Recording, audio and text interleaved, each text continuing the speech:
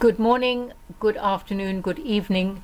It is early evening here, and it's been a magnificently hot day. So I didn't have time to go down to the Hampstead pool to swim because I'm doing a lot of packing and sorting out. So anyway, it's the evening, and I've given myself to make a video. So this is Katannya Alven speaking from London, and this is very much really in the American area. Tom Fitton of Judicial Watch. I get his weekly updates. I think he's an extremely fine man, and when we're looking at so many people in the limelight who are less than good moral standing, he and a lot of others shine out like wonderful lamps in the darkness. So we'll start at the beginning, but first of all, let me say, and I often forget to say this, thank you so much for your comments. I went on to them this morning, but I haven't had a chance to, other than do a few clicks, I haven't had a chance to answer them, and I do like to. I love reading them and I love to answer them, but I've got behind because there have been other things to do. So thank you for your comments, thank you for your likes, thank you for your shares, and just watching what I post. I'm extremely appreciative because it's like having a real conversation when you get feedback, and I know lots of people obviously don't, but that's okay. But I really appreciate those of you who do. Here's Tom Fitton. Tom Fitton here with our weekly update here on social media. Thanks for joining us. A lot to talk about. We've got late breaking news that the IG report on FISA Gate is complete. I'll talk about that. We don't know what's in it, obviously, but I'll talk about it. We have new major documents out of both the Justice Department and the State Department that confirm various aspects of the coup against President Trump, the illicit, seditious conspiracy targeting the incoming president at the time, and then President Trump. You'll want to keep tuned for that. And plus, was there another spot? I'm just going to push it up a bit, but his heading is finally, a prosecution of the deep state. Question mark. New DOJ state docs confirm coup against Trump. But I'm going to bring him up so the whole of his head is shown. There we are. And consequently, we missed the title.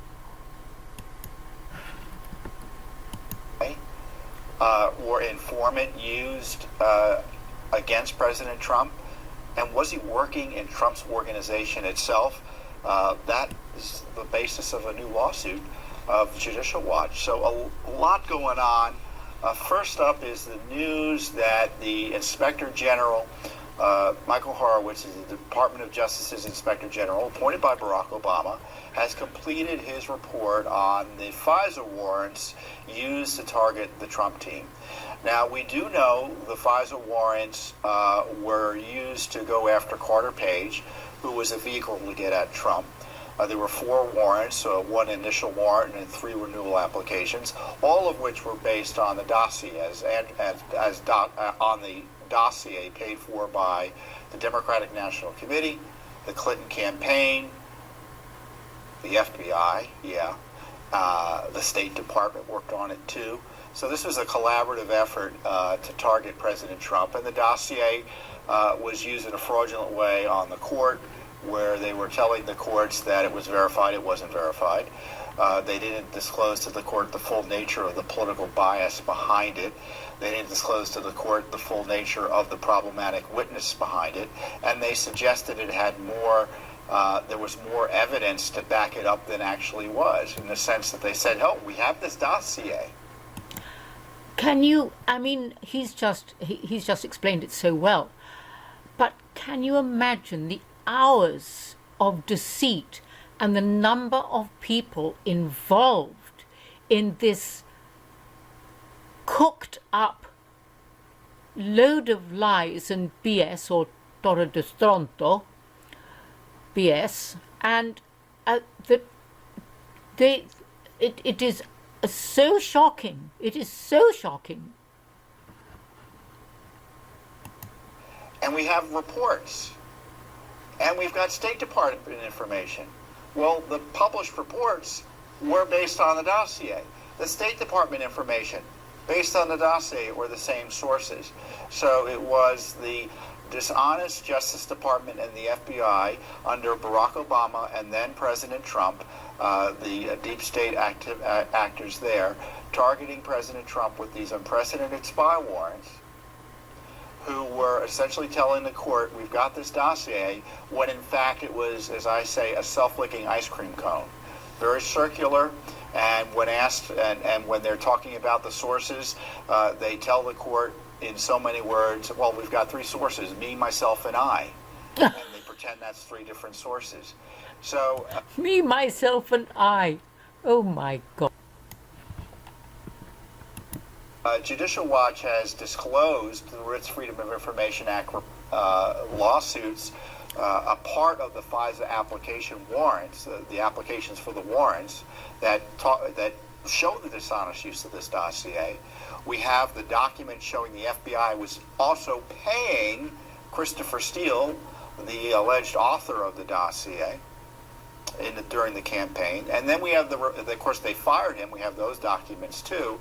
Then we also have documents that Judicial Watch uncovered showing that the FBI improperly used Bruce Orr, whose wife Nellie Orr worked at the Justice Department, to launder more information and communicate still with Christopher Steele and the Clinton spy ring at Fusion GPS. In fact, Nellie Orr essentially had a desk at the Justice Department, given all the email traffic and all the dossier-type anti-Trump garbage she was laundering into the into the Justice Department and the FBI that justify the spying and illegal targeting of President Trump.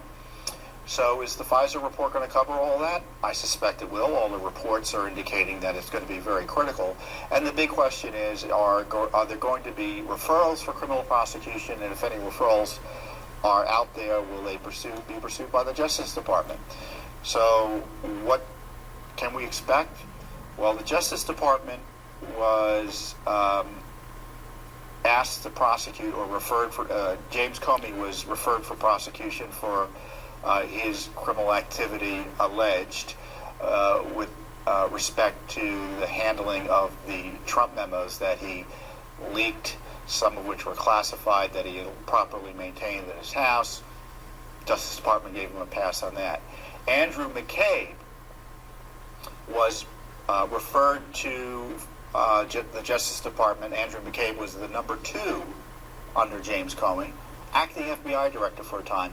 He was referred back in April for a criminal prosecution because he lied repeatedly, both under oath and not under oath, that which is illegal if you're telling FBI officials or investigators false information, whether you're sworn or unsworn.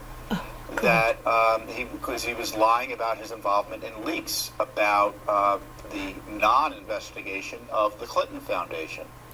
Now that happened 18 months ago, and he still hasn't been prosecuted. The news is this week that McCabe's lawyers were unable to convince senior levels of the Justice Department to stop a prosecution from going forward, and that the U.S. Attorney for the District of Columbia does support a prosecution going forward. So presumably one will go forward, but we'll see. We will see. So if any prosecutions come out of this FISA-gate report, it would be a pleasant surprise. But you can trust that Judicial Watch will continue to push for the information, because nothing will be done unless all the information is out there. And it's interesting because when it came to the Comey report, or I suspect a lot of the FISA report, it's going to be repetitive in the sense that a lot of the information is already out there for prosecutors to pursue or not pursue already, thanks to Judicial Watch, a little bit of work from Congress, but thanks mostly to Judicial Watch. So the fact that nothing's happened thus far doesn't augur well for prosecutions in the future. Now remember, this is the worst criminal conspiracy, at least at the government level, in American history. the worst criminal conspiracy in American history. It blows the mind. Thank God for people like Fitton. Thank God for Judicial Watch. And can you imagine the hours of reading, of concentrated reading, of cross-referencing? I mean, and that only comes due to the intention inside that individual or that group of individuals. I mean, Judicial Watch is obviously a group of individuals, but they're coming from an honest intent and not to allow the criminals to go scot-free. Now, why do I make videos? For various reasons, but one is so that I am involved in sharing this information. That means I get to listen to it, I get to give it my attention and my thought, and I think that this is tremendously important for the public, or as many of the public as is out there who are of the age and who are of the attitude of mind that it's extremely important to know what's going on as best we can.